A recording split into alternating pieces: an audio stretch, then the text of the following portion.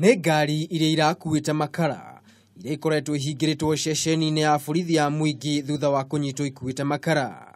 Thutha wa ene guthii igoti-ini na igoti gutua ngari icio irekereirio, maabithaa a borithi matirari na ũndũ ũngĩ tiga gũtigĩrĩra nĩ matia itua rĩa igoti.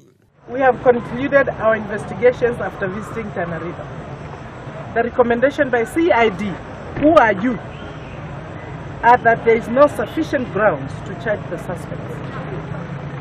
This charcoal came from Kitui, and you are saying there are no sufficient grounds. No Aikari arĩa marari na marũrũ maingĩ marahinga barabara ũndũ ũrĩa ũracũngĩrĩirie borithi kumagaria ngari icio. Si wakate makaa huko kwao ndio kuko miti. Please.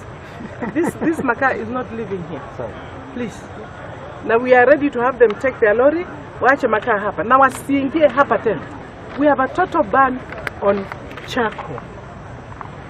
You know, OCPD, we have total ban on charcoal in Kitui. Gicanjama gĩkĩ kiumanĩte na mũkana warutirwo nĩ gavana wa Kitui Charity Ngiru, akiuga ndegwĩtĩkĩria makara mendio mwena ũcio. Ribotera Kameme TV, rĩtwa rĩakwa nĩ Maina wa Mwangi.